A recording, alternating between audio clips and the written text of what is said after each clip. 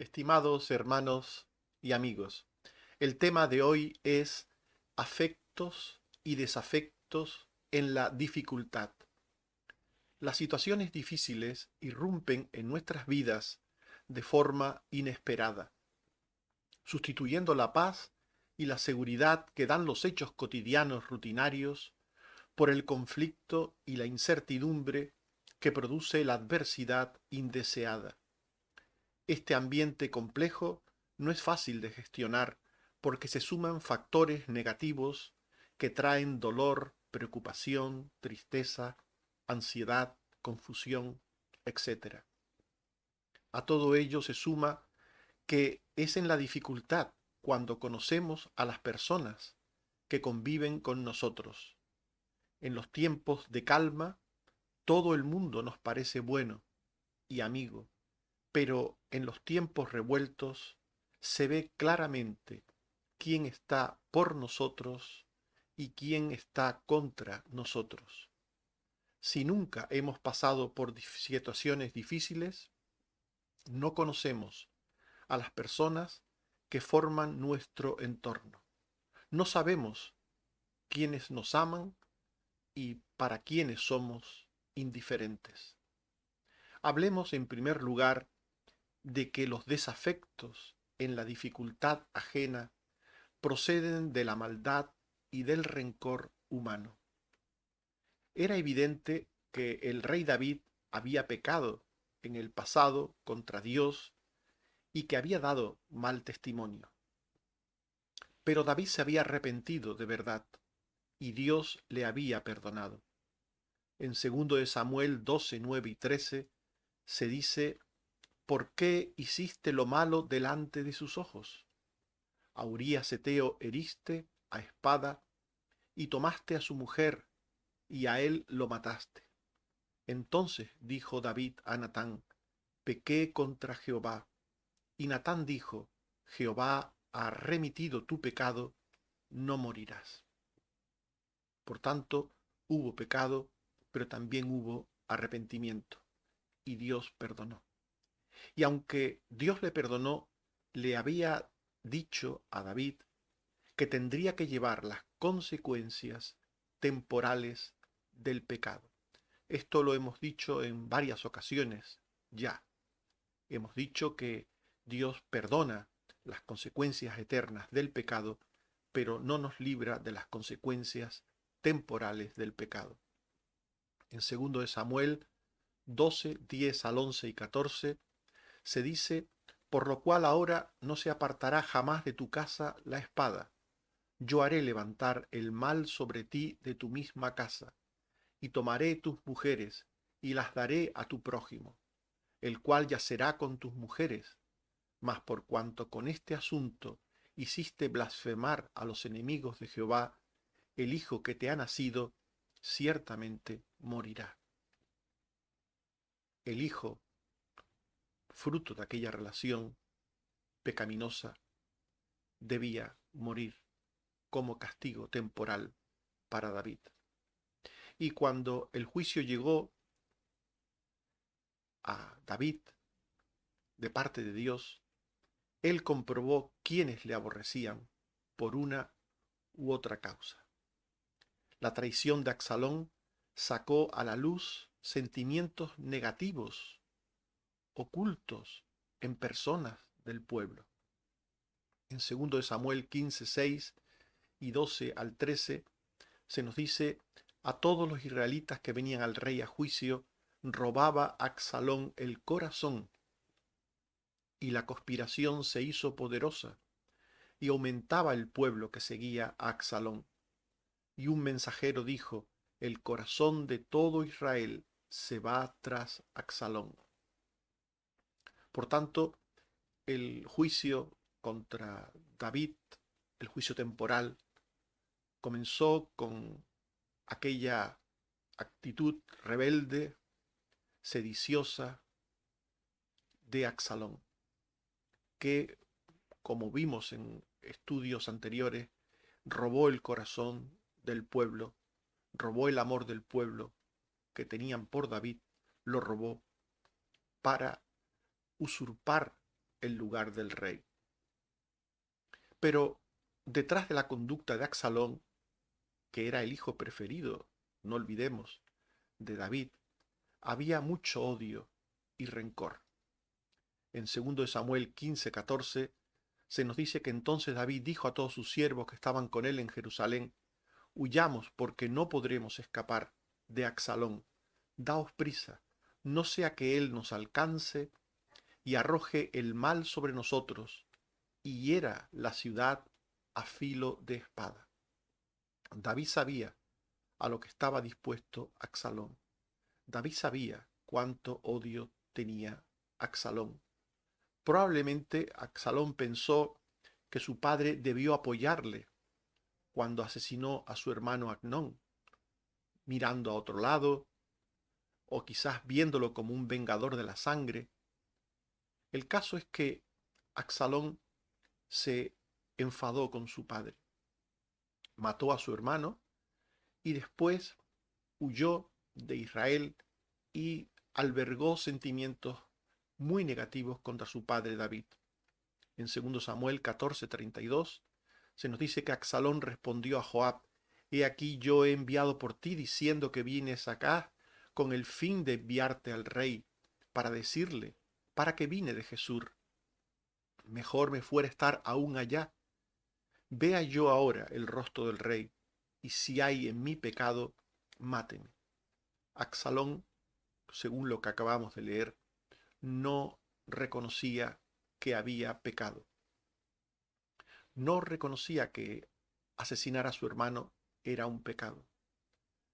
Y estaba en una actitud arrogante. Él creía que tenía derecho de estar junto a su padre, de que su padre debía de llevarle con él. Posiblemente por lo que hemos dicho, porque creía que su padre tuvo que apoyarle en el asesinato de Amnón. Pero también no solo Absalón estaba enfadado con David, sino también el sabio Aitofel, aquel consejero de David, que era abuelo de Betsabé, procuró hacer daño a David. Aitofel se pasó al bando de Absalón. Por 2 Samuel 11:3 y 23:34 sabemos lo que acabamos de afirmar. Betsabé, hija de Elián, hijo de Aitofel. De aquí sacamos lo de que Aitofel era abuelo de Betsabé. Y en 2 Samuel 16:21 se nos dice que Aitofel dijo a Absalón: llégate a las concubinas de tu padre, que él dejó para guardar la casa, y todo el pueblo de Israel oirá que te has hecho aborrecible a tu padre, y así se fortalecerán las manos de todos los que están contigo. Este tipo de acto vengativo por parte de Aitofel no tenía otra cosa sino el propósito de alguna manera de castigar a David por lo que había hecho con Betsabé. Aitofel se suma a Absalón.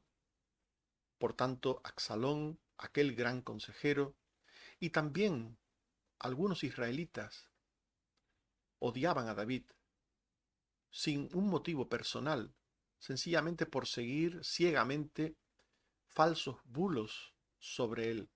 Hay personas que odian, que aborrecen a personas que realmente no conocen y les odian y les aborrecen solamente por lo que han oído decir de ellos.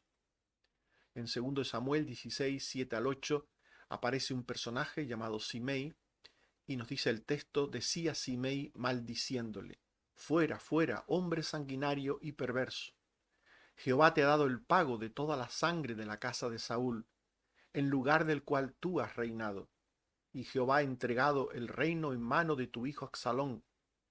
Y hete aquí sorprendido en tu maldad, porque eres hombre sanguinario. Estas palabras son absolutamente falsas. Simei las creía, pero son absolutamente falsas. David no tenía nada que ver con la muerte de Saúl. David no le había quitado el reino a Saúl. David había sido ungido por Dios como rey legítimo de Israel. y lo que hacía Absalón no era de parte de Dios, sino lo que hacía Absalón era pecado. Era un pecado de soberbia, de rebeldía, de codicia, de odio. Era pecado, en definitiva. Por tanto, este hombre Simei se equivocaba en lo que decía sobre David. En la adversidad, en la adversidad, a David le salieron muchos enemigos, desde su hijo Absalón, desde el consejero Aitofel o desde Simei y otros muchos. En la dificultad aparecen enemigos, aparecen personas contrarias, aparecen personas que no nos ven con simpatía y posiblemente desde tiempo no nos ven con simpatía, pero es en la dificultad que muestran su disconformidad. Pero también en la dificultad aparecen los amigos, los verdaderos amigos. Aparecen aquellos que nos aman de verdad. Los afectos en la dificultad ajena proceden de la amistad y del aprecio personal. David tuvo afectos incondicionales en medio de su adversidad. En medio de su problema aparecieron personas que le querían de verdad. David tuvo el afecto de sus siervos y de su familia. Los que más conocen a una persona son los que conviven con esa persona. Los que conviven con alguien conocen sus virtudes y sus defectos y los conocen con profundidad. Pues nos dice 2 Samuel 15, 15 al 16, que los siervos del rey dijeron al rey: He aquí tus siervos están listos a todo lo que nuestro señor el rey decida. El rey entonces salió con toda su familia en pos de él, y dejó el rey 10 mujeres concubinas para que guardasen la casa. La familia, los siervos, los íntimos de David estaban con él, apoyándole en aquel conflicto. David tuvo también el afecto de gran parte del pueblo que le siguió fielmente. Estos eran personas honestas que sabían distinguir y comprender la verdad de la mentira. Había muchos bulos, muchas mentiras que se habían levantado contra David. Las personas honestas juzgan a las personas por sus obras, por sus frutos, y distinguen los frutos que las propias personas dan, de los dichos, de los rumores, de las palabras maliciosas que se dicen contra las personas. En 2 Samuel 15, 17 y 23 se nos dice: Salió pues el rey con todo el pueblo que le seguía, y se detuvieron en un lugar distante, y todo el país lloró en alta voz. Pasó luego toda la gente el torrente de Cedrón. Asimismo pasó el rey, y todo el pueblo pasó el camino que va al desierto. David tuvo que exiliarse temporalmente, tuvo que salir de Jerusalén para reagrupar sus fuerzas, para prepararse a defenderse de Absalón. Pero no se fue solo, se fue acompañado de su familia, de sus íntimos y también de gran parte del pueblo. Esa parte del pueblo que le apreciaba, que le quería sinceramente, de verdad. También David tuvo el afecto y fidelidad de su guardia personal, formada por extranjeros que habían sido tratados con respeto, con generosidad y con honor por parte de David. En 2 Samuel 15, 18 se dice que todos sus siervos pasaban a su lado, con todos los cereteos y peleteos y todos los geteos, 600 hombres que habían venido a pie desde Gat, iban delante del rey. Por tanto, David tuvo que encontrarse con desafectos en su problema, los ya mencionados, pero también se encontró con muchas personas que le querían. Y entre esas personas que le querían, algunas de ellas fueron extraordinariamente fieles al rey y arriesgaron sus propias vidas por amor y amistad al rey. Algunos extranjeros, como Itai, se comprometieron con David hasta la muerte. En 2 Samuel 18, 19 al 20, se nos dice que dijo el rey a Itai Geteo: ¿para qué vienes tú también con nosotros? Vuélvete y quédate con el rey, porque tú eres extranjero y desterrado también de tu lugar. Ayer viniste y he de hacer hoy que te muevas para ir con nosotros. 2 Samuel 15, 21 al 22. Yo iré a donde pueda ir, tú vuélvete con tus hermanos, le dijo David a Itai, y Jehová te muestre amor y fidelidad. Y respondió Itai al rey: vive Dios, que para muerte o para vida, donde mi señor el rey estuviere, allí estará también tu siervo. Entonces David dijo a Itai: ven. Y pasó Itai y todos sus hombres y familia. En 2 Samuel 18, 1 al 2, se nos dice también: David pasó revista al pueblo que tenía consigo y puso sobre ellos jefes de millares y de centenas, y envió David al pueblo una tercera parte bajo el mando de Joab, una tercera parte bajo el mando de Abisai, hermano de Joab, y una tercera parte al mando de Itai Geteo. Y dijo el rey al pueblo: yo también saldré con vosotros. Por tanto, David fue acompañado en su exilio por personas que le querían, algunas de ellas muy fieles, y todo esto le permitió prepararse, prepararse para defender a su pueblo de aquel acto de sublevación, aquel acto de guerra civil promovido por Absalón. También los sacerdotes y los levitas apoyaron al rey David, confiando en la providencia de Dios. En 2 Samuel 15, 24 al 26, se dice que también iba Sadot y los levitas que llevaban el arca, y subió Abiatar, pero dijo el rey a Sadot: vuelve el arca de Dios a la ciudad. Si yo hallare gracia ante los ojos de Jehová, él hará que vuelva, y me dejará verla y a su tabernáculo. Y si dijere: no me complazco en ti, aquí estoy, haga de mí lo que bien le pareciere. En 2 Samuel 15, 27 al 29, dijo además el rey al sacerdote Sadot: ¿no eres tú el vidente? Vuelve en paz a la ciudad, y vuestros hijos, Ahimaas, tu hijo, y Jonatán, hijo de Abiatar. Yo me detendré en los vados del desierto, hasta que venga respuesta de vosotros. Entonces Sadot y Abiatar volvieron el arca de Dios a Jerusalén, y se quedaron allá. Esto es muy importante. Todo el sector religioso, espiritual, estaba con David. Todo el grupo sacerdotal de levitas estaban con David.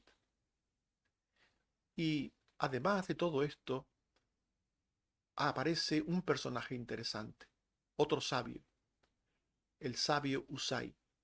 Este se quedó en la corte de Absalón para contrarrestar el consejo de Aitofel, aquel sabio abuelo de Bexabé que aborrecía a David. En 2 Samuel 16, 23 y 15 a 31 se dice que el consejo que daba Aitofel en aquellos días era como si se consultase la palabra de Dios. Así era todo consejo de Aitofel, tanto con David como con Absalón. Y dieron aviso a David diciendo: Aitofel está entre los que conspiraron con Absalón. Entonces dijo David: entorpece ahora, oh Jehová, el consejo de Aitofel. Y 2 Samuel 15, 32 al 34, Usai Arquita le salió al encuentro, rajado sus vestidos y tierra sobre su cabeza, y le dijo David: si pasares conmigo me serás carga, mas si volvieres, a la ciudad y dijeres a Absalón: Rey, yo seré tu siervo, como hasta aquí he sido siervo de tu padre, así seré ahora siervo tuyo. Entonces tú harás nulo el consejo de Aitofel. Segundo Samuel 15, 35 al 37. ¿No estarán allí contigo los sacerdotes Sadoc y Abiatar? Por tanto, todo lo que oyeres en la casa del rey, se lo comunicarás a los sacerdotes Sadoc y Abiatar, y por sus dos hijos, Ahimaas y Jonatán, me enviaréis aviso de todo lo que oyereis.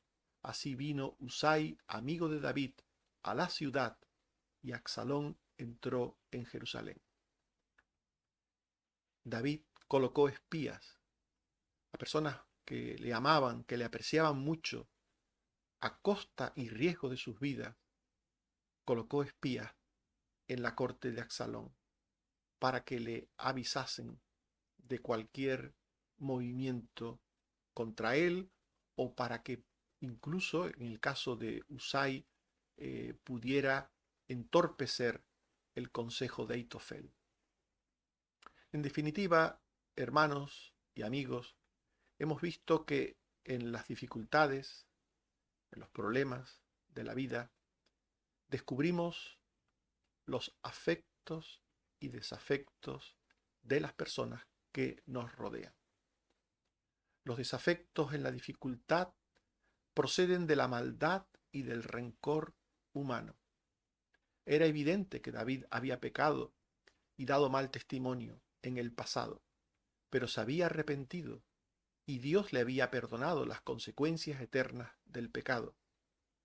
Llegado el juicio temporal, David comprobó quiénes le aborrecían por una u otra causa y buscaban hacerle daño. También en la dificultad vemos los afectos de aquellos que nos aman, afectos que proceden de la amistad fraternal, del amor fraternal, del aprecio personal.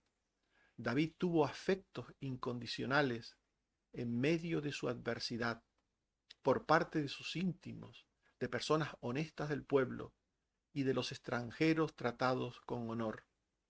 Algunos de estos afectos fueron extraordinariamente fieles y arriesgados, como el de Itai, los sacerdotes y levitas, y el de Usai, amigo de David.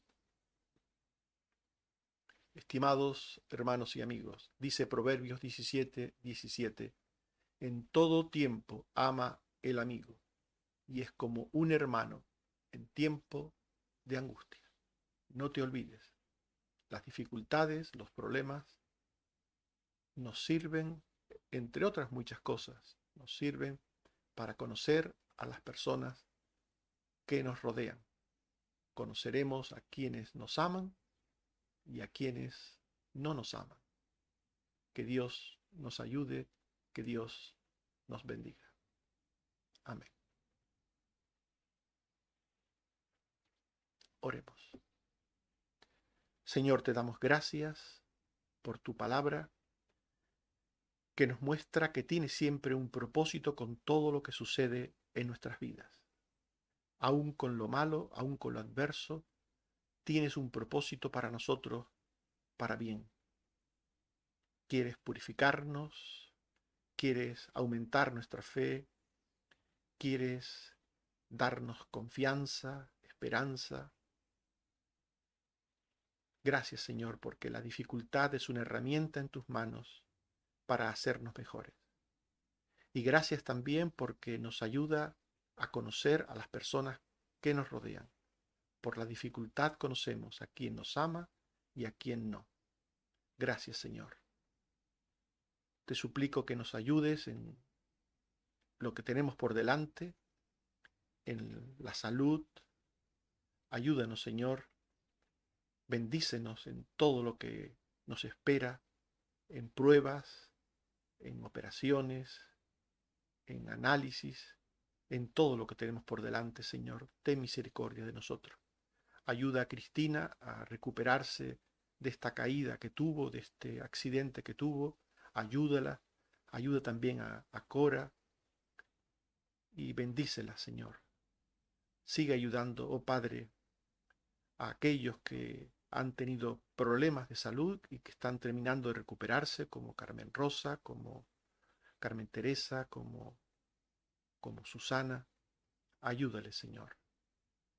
Y por otro, Señor, como Misael, que también necesitan terminar de recuperarse, o por aquellos que tienen enfermedades crónicas. Bendice a Águeda, a Otto, a Benjamín, a Loli, a mí mismo, Señor. Danos de tu gracia sanadora y ayúdanos, oh Señor, a seguir adelante. Bendito seas, oh Padre, por Jesucristo tu Hijo. Amén. Que el Señor nos bendiga a todos. Amén.